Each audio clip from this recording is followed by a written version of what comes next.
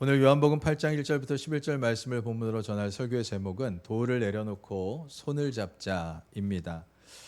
우리나라 근현대사를 보면 많은 변화와 발전을 이루어 왔음을 우리가 부인할 수 없어요. 불과 몇십 년 전만 해도 가부장적인 문화가 굉장히 지배적이었어요. 남자들만 따로 밥상을 차려 먹는 남녀 분리 식사가 흔했고요. 또 아들은 귀하게 여기고 딸은 차별했던 남아선호 사상이 당연시되던 그런 시대였습니다. 명절이면 여성들은 주로 부엌에서 일을 하고 남자들은 거실에서 시간을 보내는 것이 일반적인 모습이었어요. 그러나 오늘날 우리 사회는 발빠르게 변화되어서 어떤 이들은 모계 중심 사회로 가고 있다, 여성 상위 시대라고 부를 정도가 되었습니다. 남편을 등급에 따라 부르는 호칭이 있더라고요. 여러분 잘 아시는 말씀 애처가라는 말이 있죠. 또 공처가라는 말이 있습니다. 그 다음 단계가 뭐냐면 경처가래요. 그리고 그 다음 단계가 황처가라고 합니다. 애처가, 공처가는 들어보셨죠? 여러분 경처가가 뭘까요? 아내의 목소리만 들어도 깜짝 놀라서 경기를 일으키는 그런 남자래요. 그럼 황처가가 뭡니까? 황처가는 아내한테 잘못 걸리면 황청 갈 수 있다라고 해서 깜짝 놀라고 두려워하는 그런 남자들을 부른다고 합니다.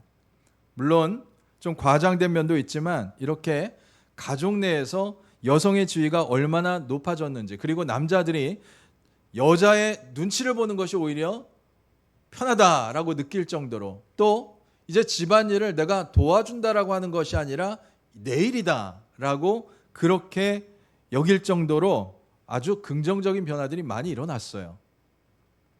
이처럼 한국 사회가 불평등한 문화를 고치고 변화시켜온 반면에 지구촌 어딘가에서는 아직도 가부장적인 모순이 생명을 위협하는 극단적인 폭행으로까지 일어나는 그런 사건들이 벌어지고 있어요.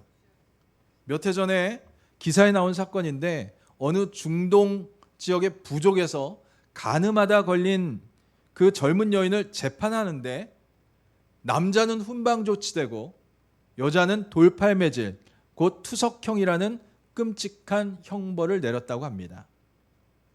이런 사례는 여성을 남자들의 소유물로 여기면서 오직 여성들에게만 정결을 강요하는 성차별적인 폭력이 2000년 전의 이야기가 아니라 바로 오늘날 지구촌 어딘가에서 일어나고 있는 끔찍하고 잔인한 비극임을 보여주고 있습니다.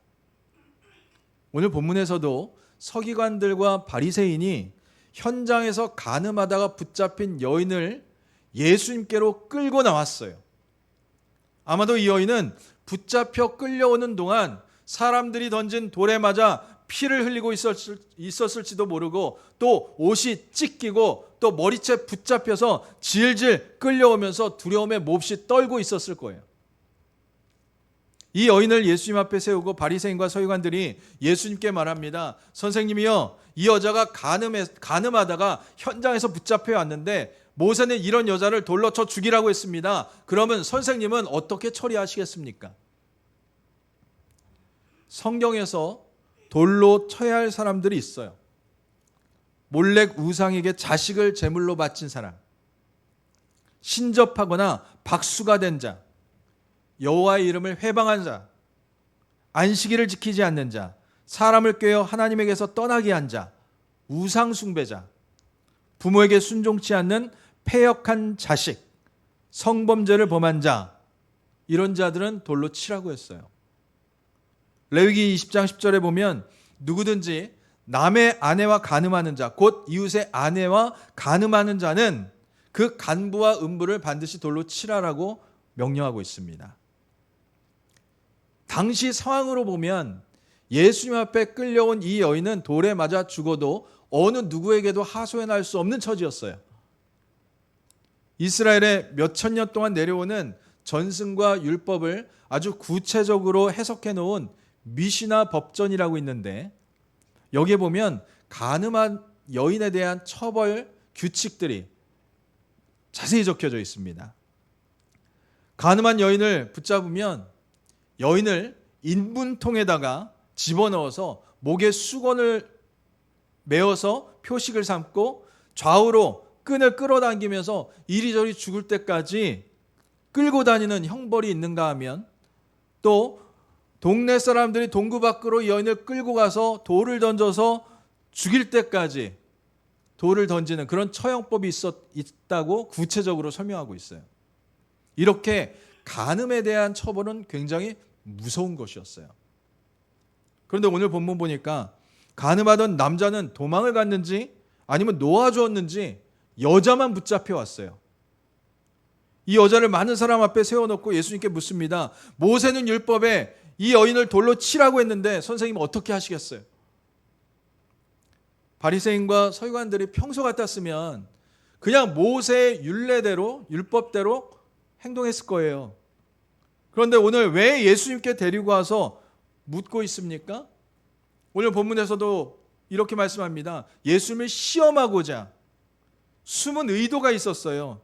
예수님을 함정에 빠뜨리기 위해서 여인을 끌고 온 것입니다. 만일 예수님께서 이 여인을 모세 율법대로 돌로 쳐라라고 하면 지금까지 예수님께서 가르치신 사랑과 용서, 의인을 부르러 온 것이 아니라 죄인을 부르러 왔다고 하신 말씀에 위배되는 거겠죠.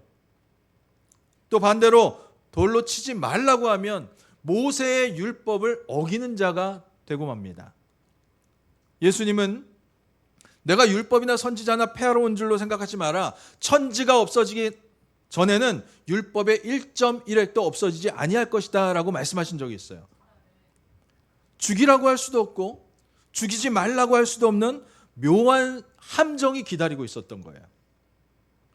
이전에도 예수님은요, 유대인들에게 이러한 유사한 시험을 당하신 적이 있죠. 한 번은 세금 문제를 가지고 로마에 세금을 바치는 것이 맞습니까? 아니면 바치지 말아야 합니까? 라고 예수님께 물어봅니다. 이때 로마의 세금을 바치라고 하면 매국노가 되고요, 바치지 말라고 하면 로마법을 어겼다라고 올가미를 씌울 함정을 파고 예수님께 질문하고 있는 거예요. 그때 예수님은 가이사의 것은 가이사에게, 하나님의 것은 하나님에게 드려라 라고 아주 지혜롭게 대처하신 적이 있어요. 자, 그런데 오늘은 어떻습니까? 예수님께서 어떻게 하셨어요? 6절에 보니까 예수께서 몸을 굽히시고 손가락으로 땅에 뭘 쓰셨대요. 그런데 성경은 어떤 내용을 쓰셨는지는 밝히고 있지 않아요. 그리고 나서 너희 중에 죄 없는 자가 먼저 돌로 쳐라 라고 말씀하세요. 여기 죄 없는 자라는 말은요, 단순히 드러난 죄가 없다라는 것만이 아니라 죄에 대한 욕망이 없는 자를 의미하는 거예요. 다시 말하면 행동으로 나타난 죄뿐만 아니라 마음으로 품었던 모든 죄까지 포함하고 있는 거예요. 이 여인은 간음으로 행동을 옮겼지만 너희들 마음속에 간음하고픈 마음이 전혀 없느냐? 없었느냐? 물어보고 계시는 거예요. 음욕을 품고 여자를 보는 자마다 이미 마음에 간음하였다라는 가르침을 적용하고 계시는 거예요. 또 죄 없는 자가 먼저 돌을 던지라 라고 한 것은 자신을 먼저 살피라는 것입니다. 돌을 던지기 전에 내 죄를 먼저 돌아보라는 거예요.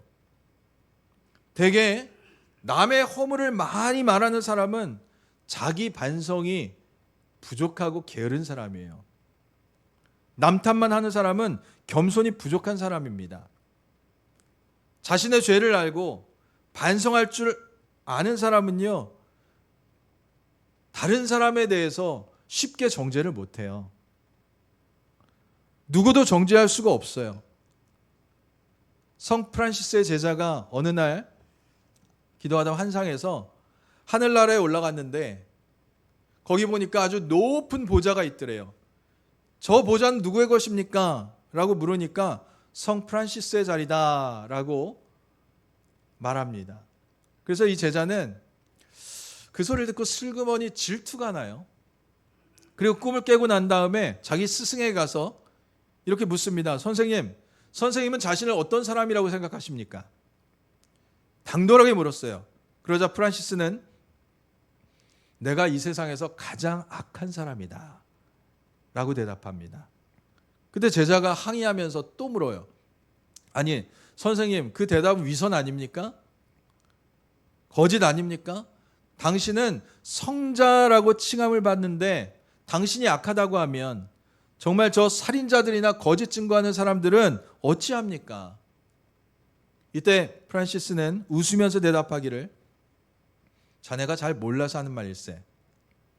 만약 내가 받은 은혜를 다른 사람들이 받았다면 그 사람들은 나보다 더 훌륭한 사람이 되었을 것이네. 내가 얼마나 많은 은혜를 하나님께 받고 사는지 자네는 잘 모른다네. 여기에 성 프란시스가 자신을 잘 살필 줄 알고 또 은혜를 살필 줄 아는 사람이라는 사실을 우리가 발견하게 돼요.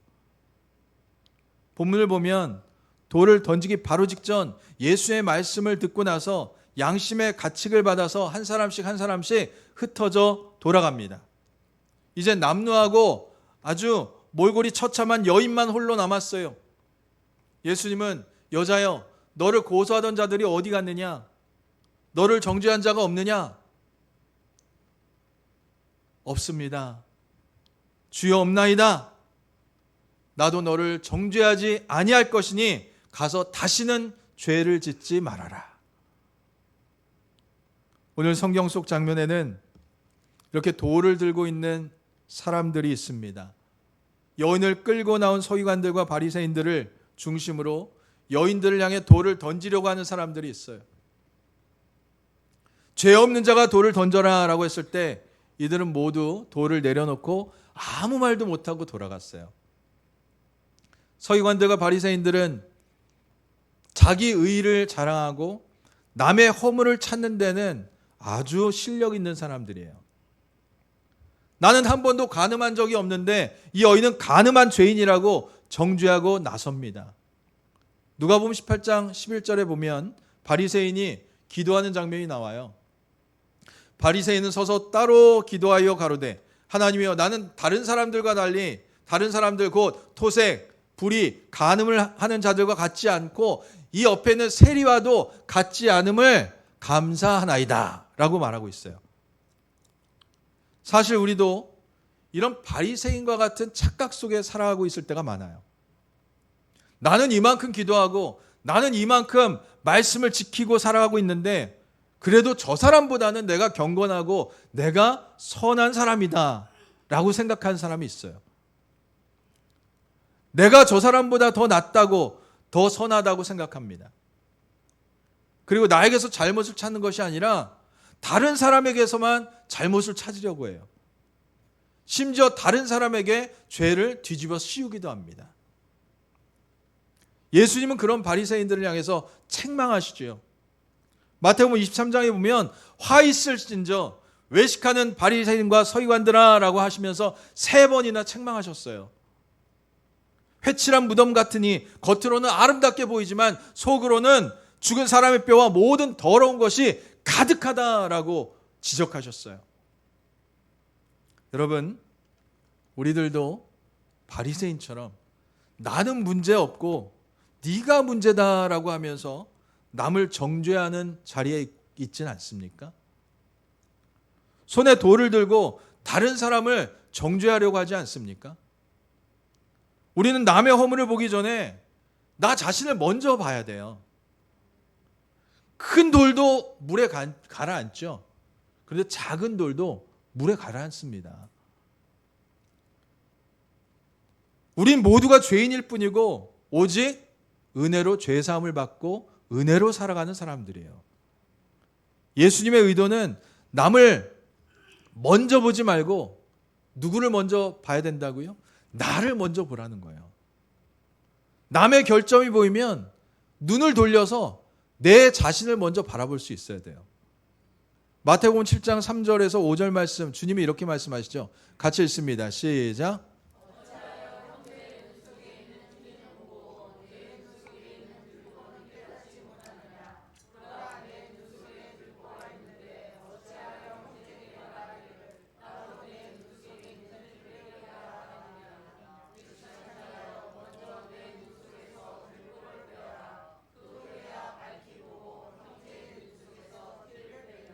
아멘. 사랑하는 여러분, 우리 먼저 나를 볼 수 있어야 돼요. 나 자신은 고치지 않고 변화되지 않고 또 나를 지키려고 하면서 자꾸만 다른 사람 고치라고 하고 바꾸라고 하니까 문제가 생기고 복잡해지는 거예요.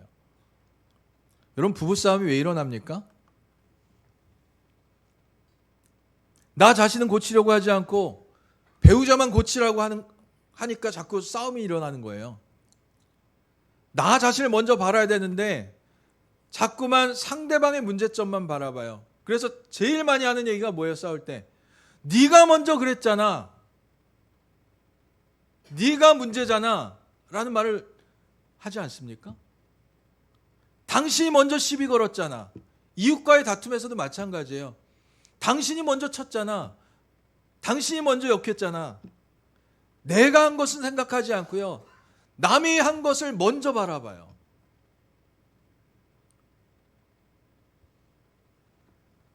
가정이 잘 되는 것도 나라가 잘 되는 것도 내가 먼저 고쳐주고 변화되는 것에서부터 시작됩니다.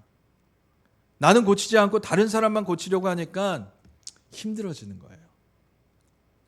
남을 비판하고 정죄하는 사람에게 결정적인 잘못이 뭔지 아세요? 나는 문제없다,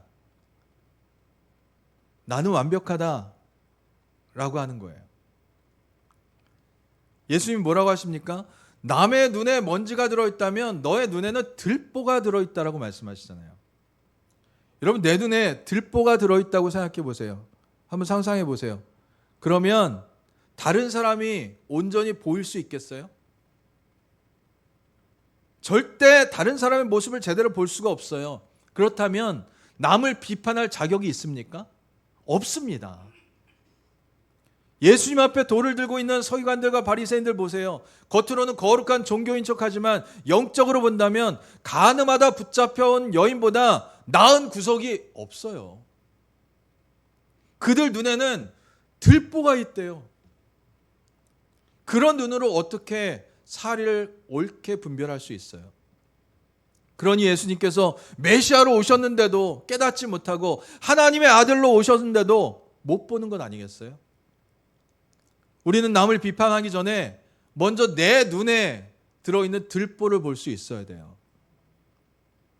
여러분, 비판의 소리는요, 메아리가 되어서 다시 나에게로 돌아옵니다. 우리 같이 읽어볼까요? 시작.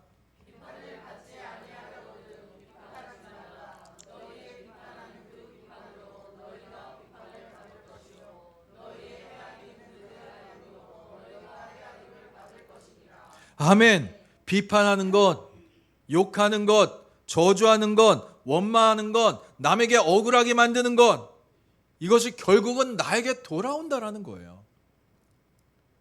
여러분, 돌을 던지면 언젠가는 그 돌이 나한테로 날아옵니다. 그거를 알면 우리는 함부로 돌을 던질 수가 없어요. 너희 중에 죄 없는 자가 먼저 돌로 치나? 이 말씀은요, 모든 사람이 죄인이라는 사실을 깨닫게 해주지요. 죄 안 짓고 살아가는 사람이 이 땅에 아무도 없습니다. 저도 여러분도 다 죄 짓고 살아가요. 만약에 나는 죄 없다, 나는 죄인 아니야 라고 말하는 사람이 있다면 그 사람은 스스로 양심을 속이는 죄인이고, 그리고 중증 중에 아주 심각한 중증이에요. 예수님이 사람의 죄악에 대해서 이렇게 지적하시거든요. 같이 읽습니다. 시작.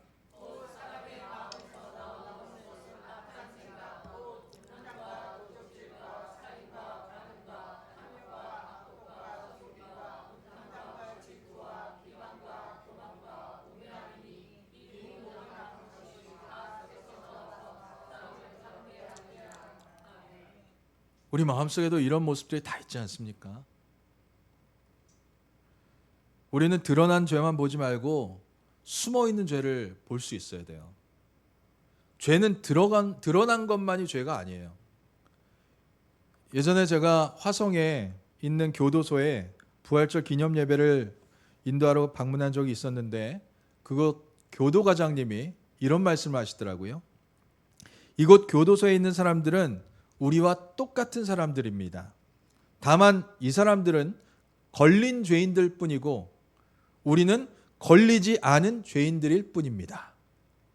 죄수들 가운데 힘있고 돈만 있으면 여기 오지 않아도 될 사람들이 많습니다. 이들보다 더 큰 죄를 짓고도 길거리를 활보하는 사람들이 더 많습니다. 맞는 얘기예요. 이제는 남을 향해 들고 있는 돌을 내려놓고 우리는 그 손으로 다른 사람의 손을 붙잡아 줄 수 있어야 돼요.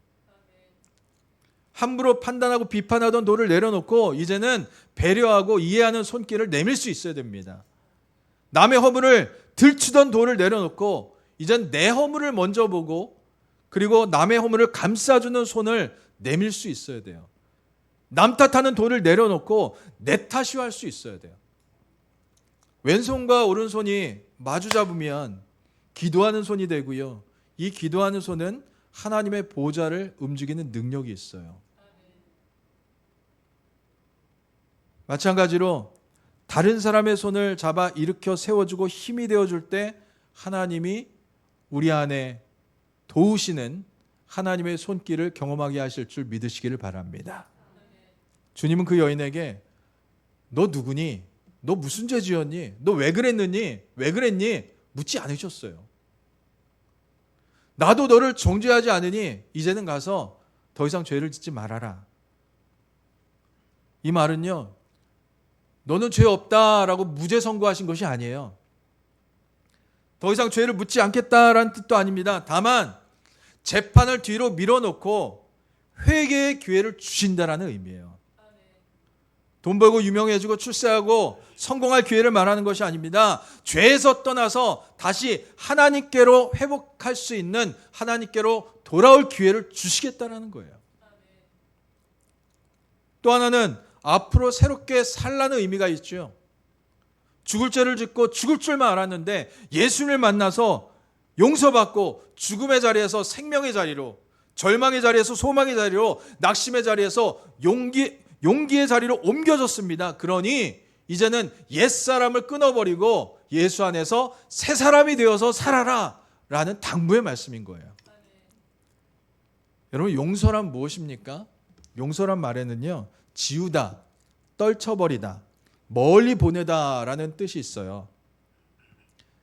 그래서 용서는요, 누구의 잘못을 내 기억 속에서 지워버리는 거예요. 그리고 내 기억 속에서 떨쳐버리는 것입니다. 흐르는 세월 속에 다 흘려보내는 거예요.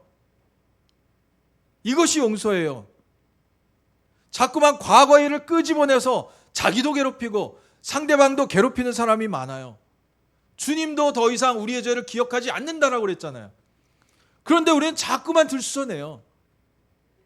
잊어버려야 할 것은 자꾸만 끄집어내고 잊지 말아야 될 것은 금방 잊어버리는 것이 문제예요. 말씀 맺습니다. 나에게는 잘한 것만 보이고 상대방을 통해서는 잘못한 것만 보인다면 아직도 내 손에는 돌을 들고 살아가는 것과 같아요. 이제 손에 쥔 돌을 내려놓아야 됩니다. 내 눈에 들어있는 들보를 먼저 바라볼 수 있어야 돼요. 이제는 정죄하는 손, 정죄하는 입술이 아니라 서로를 일으켜 세워주는 손, 용기를 주는 그러한 입술이 되어야 될 줄로 믿습니다. 주님께 받은 용서와 사랑을 잊지 않고 감사하며 사랑하는 사람이라면 마땅히 그래야 돼요. 이제 우리는 예수 그리스도 안에서 새롭게 출발한 존재들이잖아요. 죄에서 사함받고 자유함을 얻은 존재들입니다. 그러므로 예수 안에서 이제부터는 새로운 삶을 살아야 돼요. 돌을 들고 있는 손을 놔야 우리가 주님의 손을 붙잡을 수 있고 이웃의 손을 붙잡을 수 있지 않겠어요? 바라기는 여러분의 한 손, 우리 주님의 손을 꼭 붙잡고 또 한 손은 이웃의 손을 꼭 붙잡고 주님의 온기와 사랑과 거룩한 뜻을 전하고 예수의 생명력을 나눠줄 수 있는 그런 능력 있는 손으로 쓰임받는 우리 모두가 될 수 있기를 주님의 이름으로 간절히 축원드립니다. 기도합니다. 주님, 저희의 완악하고 교만한 마음을 이 시간 주님 앞에 내려놓습니다. 가늠한 여인을 돌로 치려던 바리새인과 서기관들처럼 우리들도 은밀히 손에 정죄의 돌을 쥐고 살아왔을 때가 많았음을 고백합니다. 남의 눈에 있는 티는 보면서도 내 눈에 있는 들보를 보지 못했던 위선과 교만을 용서하시고 이 시간 주님의 보혈로 덮어주시옵소서.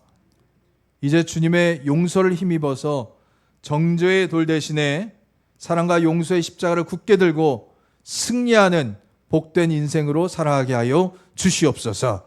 예수님 이름으로 기도드립니다.